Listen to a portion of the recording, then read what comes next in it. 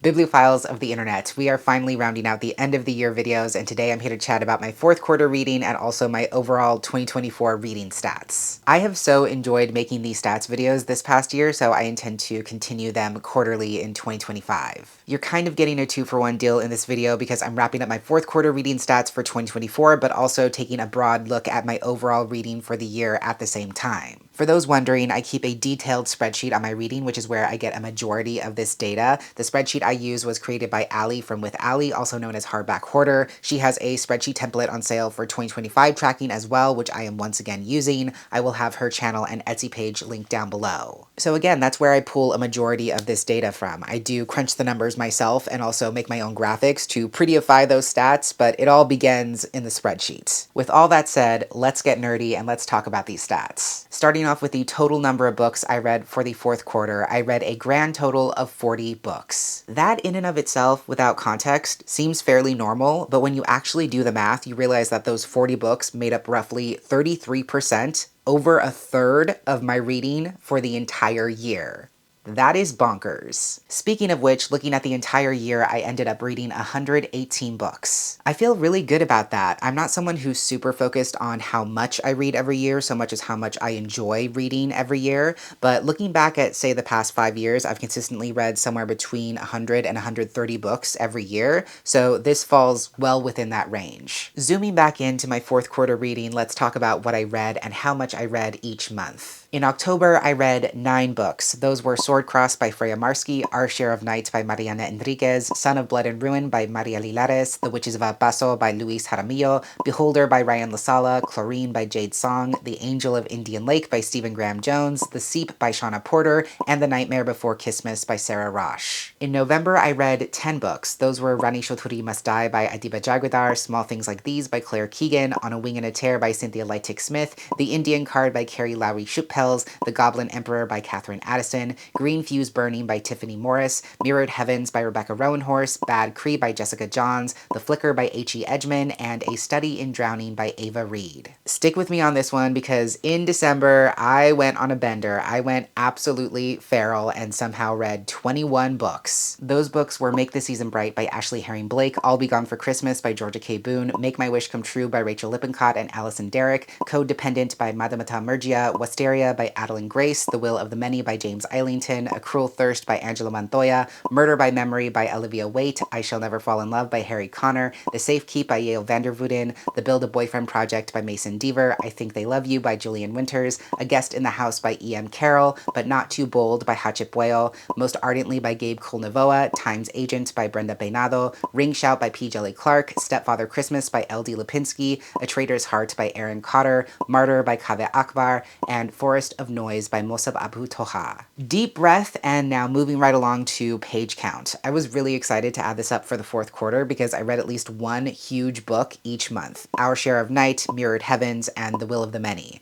So for the fourth quarter, I read a grand total of 12,429 pages. I only just started including this stat in my stats videos during the third quarter, I believe, so I don't have too much to compare it to, but in the third quarter, I read close to 9,000 pages, so that's a pretty good jump. Looking at the entire year, I read a total of 37,296 pages, which feels wild. Now let's talk about my top 3 most read genres for the quarter. In the fourth quarter, my third most read genre was historical fiction with 5 books. There's a tie for my second most read genre, starting with fantasy at 7 books and also romance at 7 books. And the most read genre for the quarter was horror, coming in at 9 books. I would say all 3 of these genres have come in and out of the top 3 from quarter to quarter, so let's see how that played out into my top 5 genres for the entire year. In 5th place, unsurprisingly, is romance at 13 books. 4th place is horror at 17 books. 3rd place is contemporary at 20 books. 2nd place is fantasy at 23 books. And coming in at the top is actually historical fiction at 24 books. This is not a huge surprise. I know myself. I know the genres I tend to frequent, even though I do dabble in a lot of different things. But I do kind of love that historical fiction came back for the win because I think it was one of my top genres in the first quarter, but then actually dropped out of the rankings for a bit, only to come back and take over fantasy in the end by one book. I love historical fiction. I think far too many people either sleep on it or write it off altogether for very silly reasons when there are so many incredible stories being told in that space. So I'm glad to see it on top. Moving right along, next we're going to talk about how many queer books I read in the fourth quarter. In the last quarter of the year, I would say mostly thanks to the Queerlit Readathon, I read a whopping 26 queer books. Out of the 40 books I read for the quarter, that is about 65% of my quarterly reading, so well over half. Zooming back out to look at the entire year, over the course of 2024, I read 73 queer books. That is roughly 62% of my overall reading for the entire year, which makes sense. Now let's talk about reading format, going from least read format to most read format. In the fourth quarter, I read 5 ebooks. That doesn't seem like a lot, but that's actually a huge improvement from the third quarter where I read 0 ebooks. My second most read format was physical books at 16 books, which I still think is really impressive, and coming in at the top, unsurprisingly, is audiobooks at 19 books. If we're looking at the entire year, I have to add in one more category, which is noted as mixture on my spreadsheet.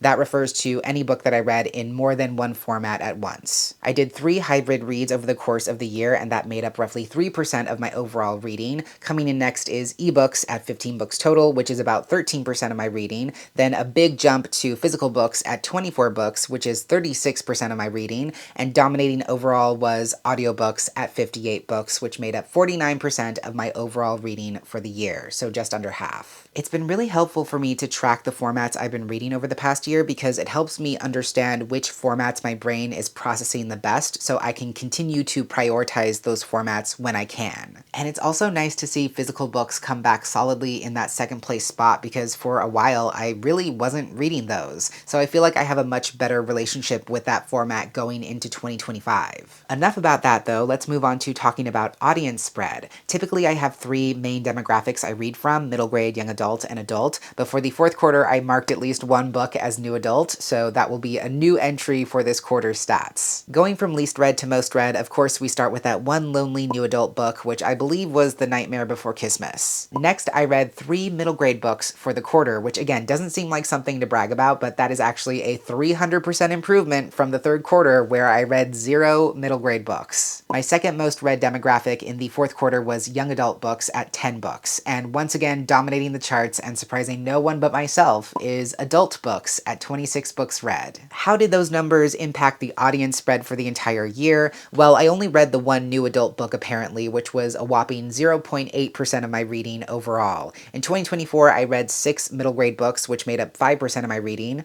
Not great. Would love to improve. Then we have a big jump up to 30 young adult books, which is 25% of my reading for the year, and then another huge jump up to 81 adult books, which made up 69% of my reading in 2024. Nice. Now let's talk about the longest and shortest books I read, starting with audiobooks. The longest audiobook I read in the fourth quarter is also the longest audiobook I listened to for the entire year. That was The Will of the Many, which clocked in at 28 hours. On the flip side of that, the shortest audiobook I read for the quarter was Small Things Like These by Claire Keegan, which was just about 2 hours. And the shortest audiobook I listened to in all of 2024 was The Angel of Khan El Khalili, clocking in at just about an hour. Now that one is unique because it's not actually an audiobook, it's a fully produced podcast recording done by LeVar Burton. But that's also a great thing because that means it's free to listen to online. I will once again link that down below. I highly recommend it, and I think so many more people need to know about the audio format. The longest book in terms of actual page count that I read for the fourth quarter was also, unsurprisingly, The Will of the Many by James Islington, which was 639 pages. However, the longest book I read for the entire year was actually The Bright Sword by Lev Grossman, which is 673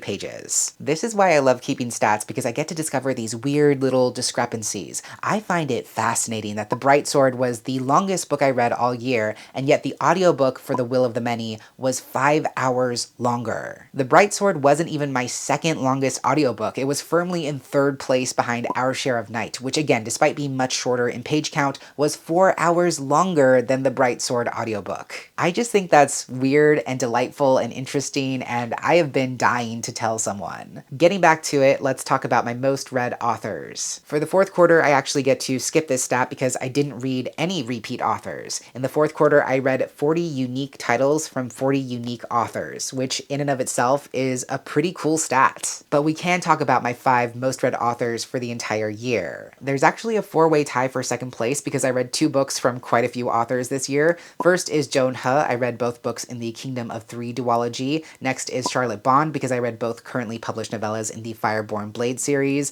Then ML Rio because I read both If We Were Villains and Graveyard Shift. And also clocking in at 2 books is none other than Julian Winters. I read both Prince of the Palisades as well as his recently released adult romance. And coming in decisively at number 1 is, say it with me, P. Djeli Clark at 6 books. This should not be a surprise. I very vocally declared 2024 to be the year of P. Djeli Clark, and god damn it if I did not make good on that promise. And I definitely hope to see P. Djeli Clark back in the top 5 for 2025. Let's quickly look at average star rating. For the fourth quarter, I averaged about a 4.06 star rating for the books I read, and looking at the year overall, I averaged about 4.2 stars. In case you're curious, my most used ratings for the year were 5 stars at 20 books, 4 stars at 27 books, and 4.5 stars coming in at 47 books. This tells me 2 things. First, that I'm very tuned into reading the books that I think will resonate with me the most, which is a really great thing. And secondly, I am just that stingy. If you trip right before the finish line, I will not give you that 5 stars. But that's okay because there were a lot of books that I really loved and books that even made it to my favorites list for the year that were rated 4 stars or 4.5 stars. Moving on, now we're going to look at my most read publishers. In the fourth quarter, my top 3 most read publishers were surprisingly HarperCollins coming in at 6 books, Simon & Schuster at 7 books, and blowing away the rest of the field was Macmillan coming in at 14 books. Macmillan being at the top this quarter is not surprising to me. They have really strong imprints like Tor Books, Tor.com, Bramble, Fievel and Friends, FSG. They're just a powerhouse. My top 3 most read publishers for the entire year were Simon & Schuster at 13 books, Penguin Random House at 30 books, and once again at the top is Macmillan at 42 books, for pretty much the same reasons. As I've said before, I think it's important to be mindful of which publishers we're supporting and where we're putting our dollars, our engagement, and our energy as readers. And also knowing which publishers and imprints are producing the books that I enjoy the most helps me to discover even more books that I might love. Now let's look at the authors I read from this past quarter. I typically break this down into 3 categories of debut authors, new to me authors, and repeat authors. Starting with the debuts, in the fourth quarter I only read from 7 debut authors, but looking at the entire year I read 23 debut authors. That is about 20% or a fifth of what I read. So in terms of new to me authors, meaning authors who have been previously published but that I was reading from for the first time, I read 16 new to me authors in the fourth quarter, and looking at the entire year I read 47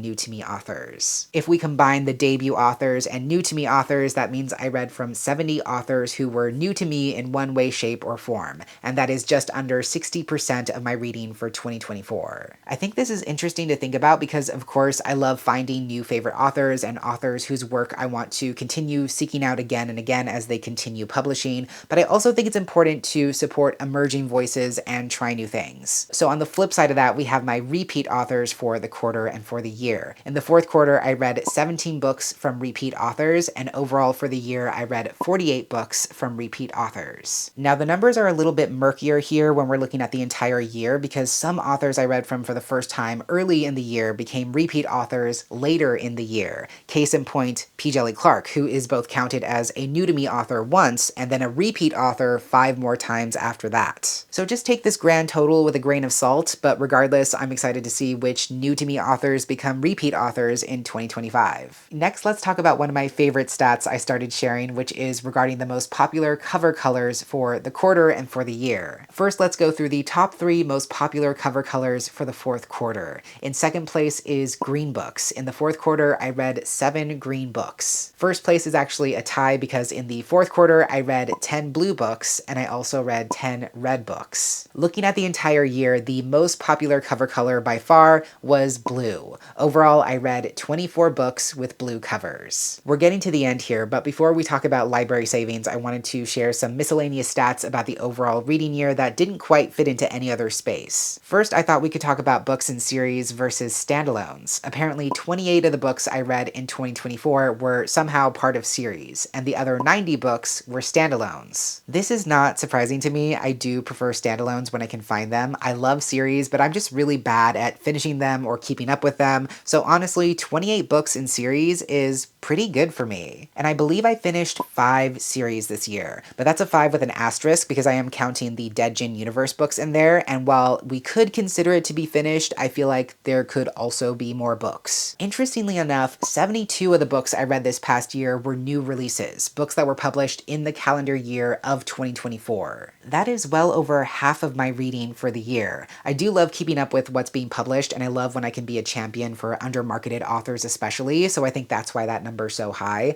I would love to read more backlist books, at least in theory, but I'm not going to hold myself to that. If it happens, it happens. But I do want to point out that the oldest book I read this past year was published in 2012. That was The Queue by Basma Abdel Aziz, which I definitely recommend. I do keep track of where the books I'm reading are set, so I thought I would share the top countries or locations where my books were set in 2024. The list of countries is actually really long, but many of them are only represented by just one book, so these are all the locations that were attributed to more than one book. First, we have China at 3 books, then it's Egypt with 5 books, mostly because P. Djeli Clark. In third place, we have the United Kingdom at 8 books. In a somewhat surprising upset, the second place location is actually not set on Earth. I read 21 books either set in some kind of made-up fantasy world or in outer space. And not shocking anyone, the number 1 location was the United States at, I believe, 51 books. Again, this tracks. I live in the US, I solely read books in English, not a huge surprise. I do try to be conscious of where I'm reading from and who I'm reading from.